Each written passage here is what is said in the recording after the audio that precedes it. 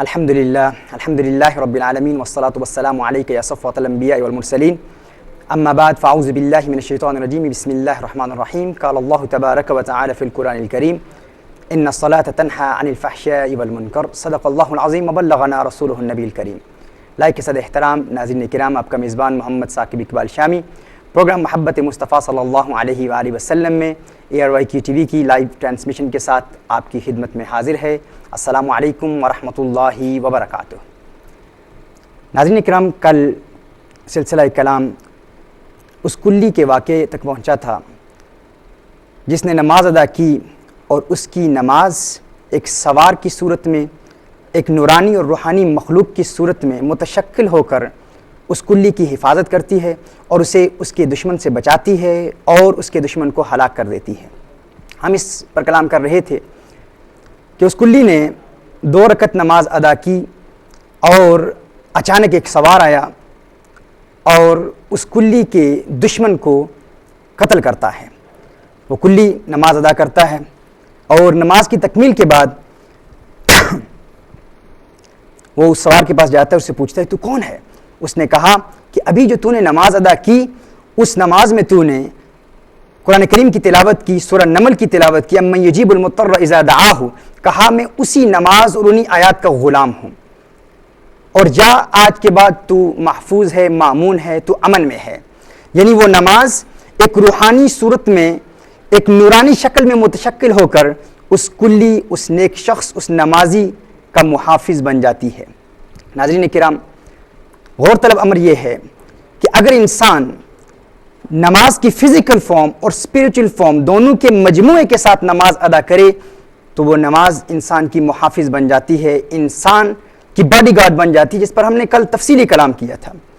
ناظرین کرام، ہم اس بات پر اس لیے بھی زور دے رہے ہیں کیونکہ روز ہر دوسرے دن، تیسرے دن لوگ ہمیں رابطے کرتے ہیں، ہمارے دوست، ہمارے احباب ہمیں کہتے ہیں کہ فلاں مشکل میں ہم پھنسے ہوئے ہیں، فلاں تکلیف میں ہیں ہم، ہمارے دشمن ظالم ہم پر ظلم کرتے ہیں، لوگ تعویذات کر دیتے ہیں، جادو کر دیتے ہیں، ہم عاملوں کے پاس جاتے ہیں، پیروں کے پاس جاتے ہیں، شیوخ کے پاس جاتے ہیں، تعویذات طلب کرتے ہیں، لیکن کچھ عرصے کے لیے برکت ملتی ہے، کچھ عرصے کے لیے ہمیں سکون ملتا ہے، لیکن مستقل سکون کیسے میسر آئے؟ تو ناظرین کرام، اسی لیے ہم نے کل کے پروگرام میں بھی اس بات پر بہت زور دیا تھا کہ اگر مستقل سکون چاہتے ہیں، مستقل اطمینان چاہتے ہیں، تو اس اطمینان کے لیے آپ کا سب سے بڑا تعویذ، آپ کا سب سے بڑا محافظ، آپ کا سب سے بڑا ورد آپ کی نماز ہے. لیکن شرط یہ ہے ناظرین کہ نماز اس کے جسم اور اس کے روح کے ساتھ پڑھی جائے تو وہ نماز انسان کی محافظ بن جاتی ہے، جو آپ کے دشمنوں کا بھی مقابلہ کرتی ہے، اور وہ نماز آپ کو گناہوں سے بھی پاک کر دیتی ہے اور قلبی امراض سے بھی شفا دیتی ہے اور جسمانی امراض سے بھی وہ نماز آپ کو شفا دیتی ہے. ناظرین کرام، ہم نے نماز کی جسمانی فارم، اس کی فزیکل فارم پر کلام کیا.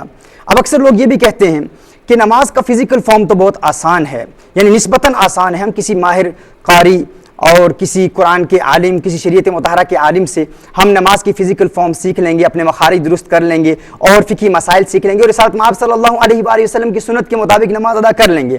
لیکن نماز کی اسپریچول فارم، ابتدا سے لے کر انتہا تک، نماز کی شروع سے لے کر آخر تک قلبی حضوری، حضور قلب کے ساتھ نماز ادا کرنا، یہ بہت ہی مشکل امر ہے. ناظرین کرام، یہ مشکل امر نہیں ہے. الحمدللہ، اللہ کے کرم اور رسالت مآب صلی اللہ علیہ وآلہ وسلم کی عنایت سے یہ کام بہت آسان بنا دیا گیا ہے، اور الحمدللہ اس پر میرا اپنا ذاتی تجربہ بھی ہے، اور مجھ سے محبت کرنے والے، میری بات سننے والے ایسے نوجوان سینکڑوں ہزاروں لوگ ہیں جنہیں الحمدللہ اللہ کے کرم سے، جنہوں نے ان چند نکات پر عمل کر لیا، انہیں آج نماز میں حضور قلب حاصل ہو چکا ہے. اور انشاءاللہ تعالی اس ٹرانسمیشن کے ساتھ سے فائدہ اٹھاتے ہوئے ہم چاہتے ہیں کہ پورے عالم تک علم دین اور دین اسلام کی ان تعلیمات کا پرچار کرتے ہوئے یہ علمی جواہر پارے اور یہ علمی موتی آپ کی بارگاہ میں بھی پیش کریں تاکہ آپ بھی ان سے فائدہ حاصل کر سکیں. ناظرین کرام، یہ تقریباً 12 نکات ہیں جس پر میری ایک تفصیلی مکمل ایک کتاب بھی ہے، لیکن میں انشاءاللہ اس کو انتہائی مختصر اختصار کے ساتھ پیش کروں گا. سب سے پہلے یاد رکھیں، نماز سے قبل اگر آپ 2 چیزوں پر عمل کر لیں، نماز سے پہلے 2 چیزوں پر عمل کر لیں اور نماز کے اندر دوران نماز اگر آپ 6 چیزوں پر عمل کر لیں، 6 نکات جو انشاءاللہ ہم کل ڈسکس کریں گے، آج فقط نماز سے قبل 2 اہم نکات ان پر آپ عمل کر لیں تو انشاءاللہ تعالی پوری نماز میں آپ کو حضوری قلب اور توجہ اور یکسوئی ملے گی اور آپ کا ذہن دنیا کے خیالات سے پاک ہو جائے گا۔ پہلی چیز کیا ہے؟ سب سے پہلے وضو میں توجہ۔ حضرت شیخ الشیوخ شیخ شہاب الدین سہروردی رحمۃ اللہ تعالی علیہ عوارف المعارف میں ارشاد فرماتے ہیں کہ جس شخص کو وضو کے دوران وضو کرتے ہوئے حضور قلب میسر آ جائے، جسے وضو کے دوران توجہ مل جائے، اللہ کا خوف مل جائے اور پوری یکسوئی کے ساتھ وضو کرے، اللہ کے خوف اور اللہ کی محبت کے ساتھ وضو کرے اور وضو میں توجہ کرے، غور کرے کہ اس کا وضو اس کو کیا فائدہ پہنچاتا ہے، فرمایا اس شخص کو نماز میں بھی توجہ مل جاتی ہے، نماز میں بھی ایسے شخص کو حضور قلب مل جاتا ہے۔ یعنی وضو میں کنسنٹریشن مل جائے تو نماز میں بھی کنسنٹریشن مل جاتی ہے۔ شیخ شہاب الدین سہروردی رحمۃ اللہ تعالی علیہ فرماتے ہیں کہ جو شخص وضو میں کنسنٹریٹ نہیں کرتا اس کی نماز میں بھی شیطان وساوس پیدا کر دیتا ہے۔ اب وضو میں کنسنٹریشن حاصل کرنے کا طریقہ کیا ہے؟ اس کے دو طریقے ہیں۔ ایک طریقہ یہ ہے کہ رسالت مآب صلی اللہ علیہ وآلہ وسلم ارشاد فرماتے ہیں، یہ صحیح بخاری اور صحیح مسلم کی حدیث ہے، عن ابی ہریرہ رضی اللہ تعالی عنہ قال سمعت النبی صلی اللہ علیہ وسلم یقول، سیدنا ابو ہریرہ رضی اللہ تعالی عنہ روایت فرماتے ہیں کہ حضور اکرم صلی اللہ علیہ وآلہ وسلم نے ارشاد فرمایا کہ انسان جب وضو کرتا ہے تو اس کے آثار وضو سے بروز قیامت اس کے اعضائے وضو نورانی ہو جائیں گے، چمکدار ہو جائیں گے، چمک رہے ہوں گے۔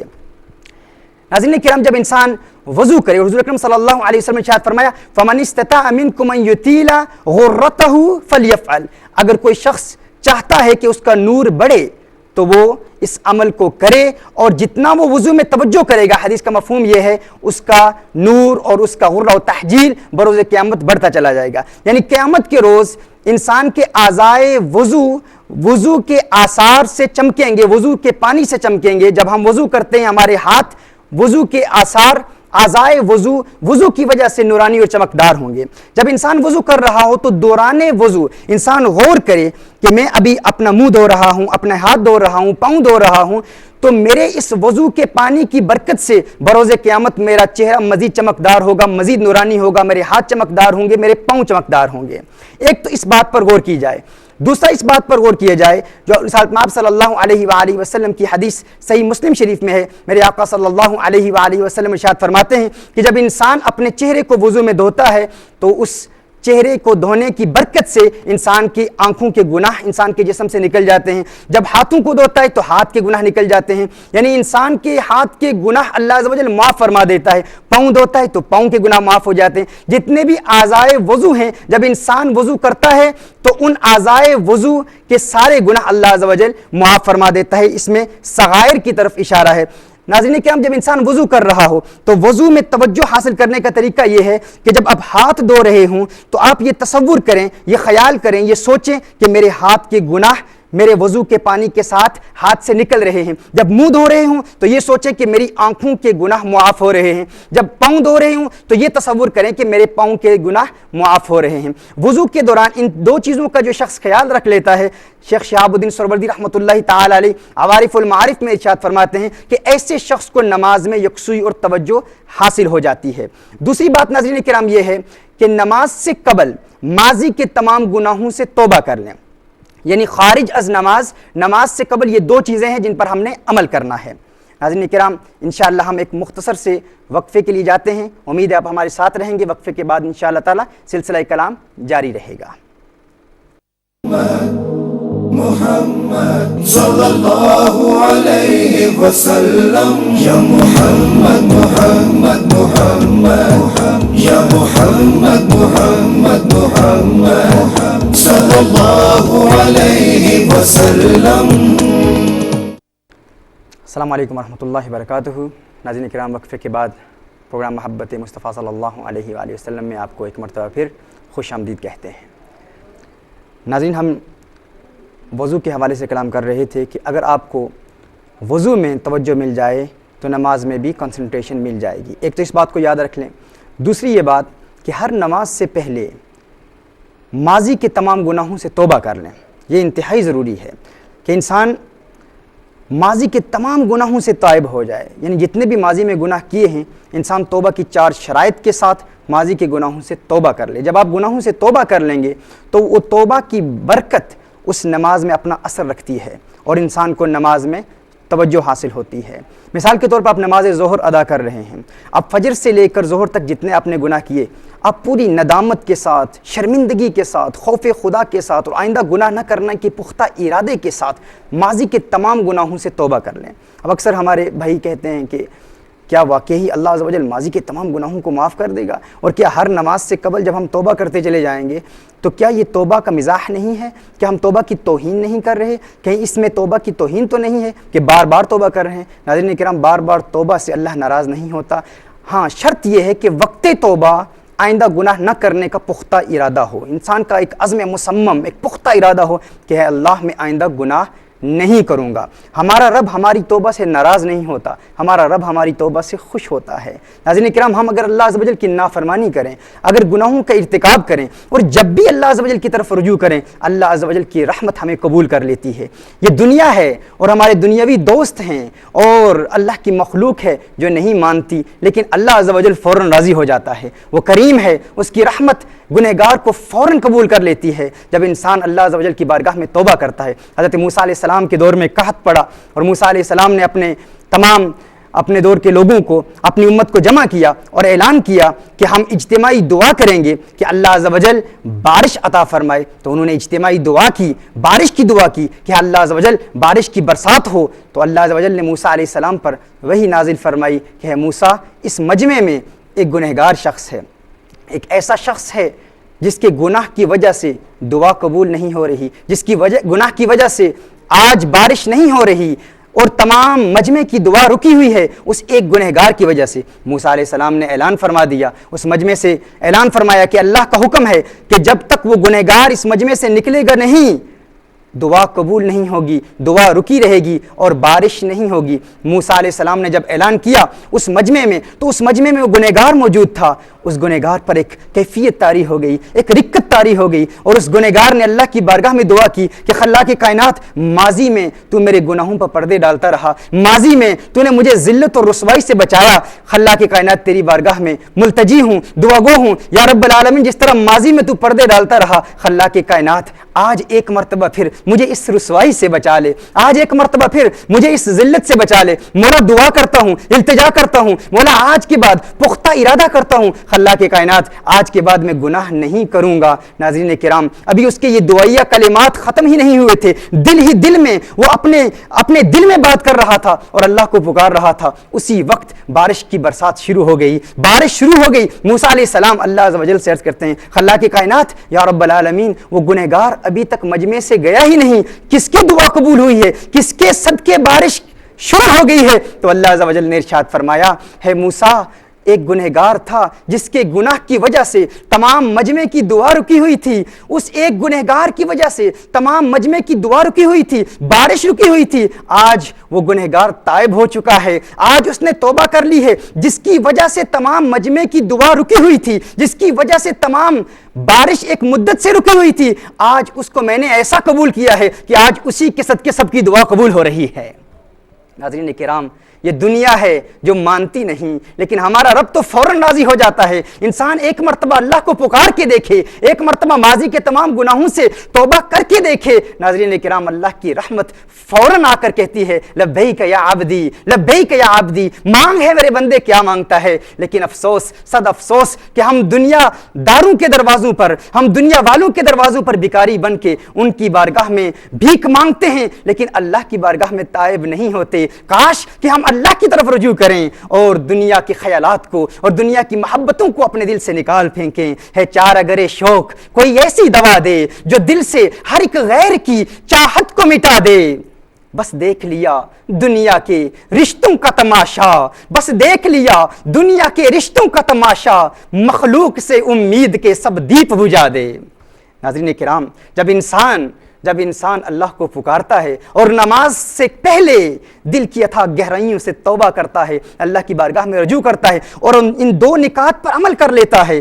نماز سے قبل جب وضو کرتا ہے تو توجہ کے ساتھ وضو کرتا ہے، کنسنٹریشن کے ساتھ وضو کرتا ہے، خوف خدا کے ساتھ وضو کرتا ہے، رسالت میں آپ صلی اللہ علیہ وسلم کی محبت کے ساتھ وضو کرتا ہے، اور وضو کے بعد جب نماز ادا کرتا ہے تو نماز سے قبل توبہ کر لیتا ہے تو ناظرین کرام اس کا ایک فائدہ یہ بھی ہے کہ اس شخص کو نماز سے محبت ہو جاتی ہے، اسے نماز سے پیار ہو جاتا ہے، اور ناظرین کرام پھر اسے ڈرانے کی ضرورت نہیں پیش آتی، اسے خوف پیدا کرنے کی ضرورت پیش نہیں آتی، ڈرا کر نمازی بنانے کی ضرورت پیش نہیں آتی۔ اس شخص کو نماز سے ایسا پیار ہو جاتا ہے، ایسی محبت ہو جاتی ہے کہ فجر کے وقت اسے پھر جگانے کے لیے کسی الارم کلاک کی ضرورت نہیں ہوتی۔ ناظرین کرام اس کی نماز ہی ایک نورانی شکل میں متشکل ہو کر اسے فجر کے لیے جگاتی ہے، نماز اسے جگاتی ہے۔ نماز خود کہتی ہے کہ میں اگر تیری محبوب ہوں تو تو میرا محبوب ہے، اور آج میں تجھ سے دور ہوں، اٹھ اللہ کی بارگاہ میں سجدہ کر اور اللہ کو راضی کر۔ یعنی اس کی نماز کی ادائیگی سے اس کی نماز کو بھی خوشی ملتی ہے۔ ناظرین کرام جب انسان کے دل میں نماز کا پیار پیدا ہو، اور پیار کیسے پیدا ہوتا ہے، محبت کیسے پیدا ہوتی ہے، جب ہم رسالت مآب صلی اللہ علیہ وآلہ وسلم کی نماز کو یاد کرتے ہیں، حضور اکرم صلی اللہ علیہ وسلم کی نماز سے محبت کرتے ہیں۔ حضور اکرم صلی اللہ علیہ وسلم کی نماز کی ایک جھلک آپ کو سناتا ہوں، ایک جھلک آپ کو دکھاتا ہوں۔ میرے آقا صلی اللہ علیہ وآلہ وسلم کے صحابی فرماتے ہیں کہ ایک دن مسجد نبوی شریف سے کے قریب سے میں گزرا اور دیکھا کہ رسالت مآب صلی اللہ علیہ وسلم بڑی توجہ اور بڑے انہماک کے ساتھ نماز ادا کر رہے ہیں۔ کہا کہ میرے دل میں بھی تمنا پیدا ہوئی کہ میں حضور اکرم صلی اللہ علیہ وسلم کی ابتدا میں نماز ادا کروں۔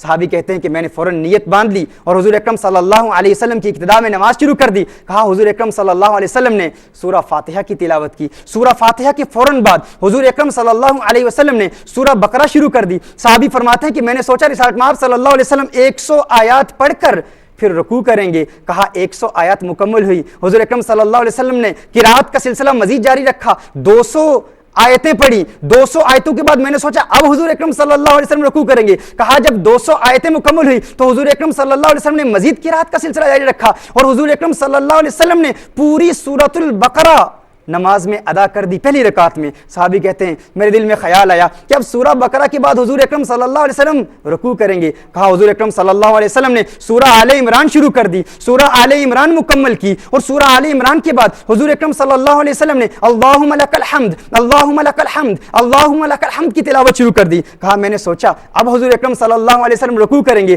کہا حضور اکرم صلی اللہ علیہ وسلم نے سورہ آل عمران کے بعد سورہ مائدہ کی تلاوت شروع کر دی۔ سورہ مائدہ کے بعد رسالت مآب صلی اللہ علیہ وسلم رکوع میں جاتے ہیں، سبحان ربی العظیم پڑھتے ہیں، پھر مزید چند کلمات پڑھتے ہیں، پھر سبحان ربی الاعلی پڑھتے ہیں سجدے میں، پھر مزید چند کلمات پڑھتے ہیں۔ 5.5 پارے میرے آقا صلی اللہ علیہ وسلم نے پہلی رکعت میں مکمل کر لیے۔ یہ رسالت مآب صلی اللہ علیہ وآلہ وسلم کی نماز سے محبت تھی۔ صحابی کہتے ہیں جب دوسری رکعت شروع ہوتی ہے، دوسری رکعت کی حضور اکرم صلی اللہ علیہ وسلم ابتدا کرتے ہیں، تو کونین کے والی صلی اللہ علیہ وسلم کی نماز سے محبت کا عالم یہ تھا۔ میرے آقا صلی اللہ علیہ وسلم کو نماز سے اتنی محبت تھی کہ میرے آقا صلی اللہ علیہ وسلم نے دوسری رکعت میں سورہ انعام شروع کر دی۔ صحابی کہتے ہیں کہ میں نے کہا یا رسول اللہ صلی اللہ علیہ وسلم، صحابی کے دل میں یہ خیال پیدا ہوا کہ یہ میرے بس کی بات ہی نہیں ہے، آقا کی طرح نماز پڑھنا یہ مجھ میں ہمت ہی نہیں ہے۔ کہا میں نماز چھوڑ کے چلا آیا۔ ناظرین کرام یہ میرے آقا صلی اللہ علیہ وسلم کی محبت ہے نماز کی خاطر، اور جس طرح میں نے کل عرض کیا کہ رسالت مآب صلی اللہ علیہ وسلم نماز کیوں پڑھتے تھے اور اتنی محبت سے نماز کیوں پڑھتے تھے، امت کے لیے پڑھتے تھے۔ آئیے آج امت بھی ارادہ کرے کہ ہم حضور اکرم صلی اللہ علیہ وسلم کی محبت میں نماز پڑھیں گے، رسالت مآب صلی اللہ علیہ وسلم کے عشق میں نماز پڑھیں گے۔ جب نماز پڑھیں گے تو حضور اکرم صلی اللہ علیہ وسلم کی اداؤں کو بھی یاد کریں گے، جب نماز پڑھیں گے تو رسالت مآب صلی اللہ علیہ وسلم کی نماز کو بھی یاد کریں گے، اور سوچیں گے کہ میرے آقا صلی اللہ علیہ وسلم کس طرح رکوع کرتے، کس طرح سجدے کرتے، اور جب رسالت مآب صلی اللہ علیہ وسلم رکوع میں جاتے تھے تو عاشق جو اسیران زلف مصطفیٰ ہوا کرتے ہیں، جو آقا صلی اللہ علیہ وسلم کی زلفوں کے اسیر ہوتے ہیں، وہ کبھی کبھی خیال کرتے ہیں کہ میرے آقا صلی اللہ علیہ وسلم جب رکوع میں جاتے تھے تو میرے آقا کی زلفیں کس طرح آقا کے شانوں کو چوم لیا کرتی تھی، میرے آقا کی زلفیں کس طرح میرے آقا کے کانوں کو چومتی تھی۔ عاشق جب نماز پڑھتا ہے تو حضور اکرم صلی اللہ علیہ وسلم کا تصور بھی اس کے دل میں غالب رہتا ہے۔ وہ دل ہی دل میں جب رسالت مآب صلی اللہ علیہ وسلم کے خیال کو دل میں غالب رکھتا ہے تو ناظرین کرام اسے حضور اکرم صلی اللہ علیہ وسلم کی نماز سے بھی محبت ہو جاتی ہے، اسے اپنی نماز سے بھی محبت ہو جاتی ہے۔ محترم ناظرین، ہم نے کل کی محفل میں، کل کی ایپیسوڈ میں آپ کو ایک ورد دیا تھا، چونکہ یو کے اور یورپ کے بھی ناظرین ہمیں دیکھ رہے ہیں تو اس ورد کو میں انگلش میں بھی ریپیٹ کرتا ہوں۔ Whosoever recites Ya Mumitu 7 times daily and does them over himself, Ya Mumitu, the benefit of this wird Ya Mumitu is that you will be protected from all kinds of black magic and all kinds of sorcery. So if you recite Ya Mumitu If you recite Ya Mumitu daily 7 times, you will be protected from all kinds of black magic. May Allah subhanahu wa ta'ala guide us with His divine guidance so that we can implement the teachings of Islam and benefit from the spirituality of the prayer, from the physical form of the prayer and the spiritual form of the prayer. And one who prays with the physical form of the prayer and the spiritual form of the prayer itself protects him from the physical enemies, and also the prayer protects him from satanic attacks. नाज़रीन किराम, आज जो विर्द हम आपको दे रहे हैं वो है या नाफिउ।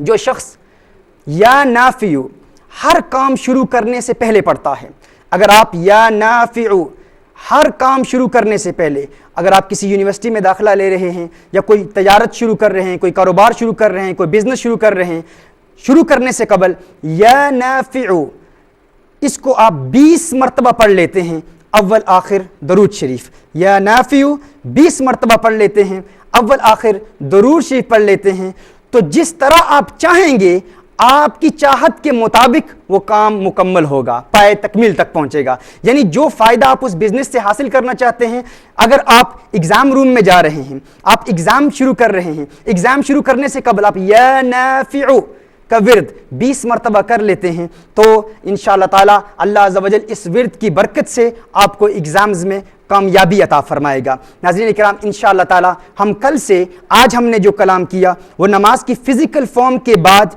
नमाज की स्पिरिचुअल फॉर्म की पहली जुज़, यानी नमाज से कबल नमाज के बाहर क्या करना है, उसकी 2 अहम चीज़ों पर हमने कलाम किया। जिसमें पहली बात नमाज से कबल वज़ू है कि जो शख्स वज़ू में कंसंट्रेशन हासिल कर ले उसे नमाज में कंसंट्रेशन मिल जाती है। और दूसरी बात क्या है कि जो शख्स नमाज से कबल तौबा की 4 शराइत के साथ तौबा कर लेता है उसे नमाज में कंसंट्रेशन मिलती है। कल इंशाअल्लाह ताला हम इसी सिलसिले को मज़ीद आगे बढ़ाते हुए हम नमाज के अंदर जो 6 नेसेसरी निकात हैं, नमाज के अंदर जो 6 नेसेसरी निकात हैं, हम इंशाअल्लाह ताला उन पर तफसीली कलाम करेंगे। और मैं चाहूँगा नाज़रीन आप उनको कल लिख लें ताकि इंशाअल्लाह ताला उन पर अमल करते हुए हमें नमाज में इस्तिकामत भी मिले और नमाज से प्यार भी हो जाए। अल्लाह अज़्ज़ा वजल हमें अमल करने की तौफीक अता फरमाए। इंशाअल्लाह ताला सिलसिला कलाम कल इंशाअल्लाह हम नमाज के इंटरनल फैक्टर्स और इंटरनल निकात से जारी रखेंगे। व आखिरु दावाना अनिल हम्दुलिल्लाहि रब्बिल आलमीन।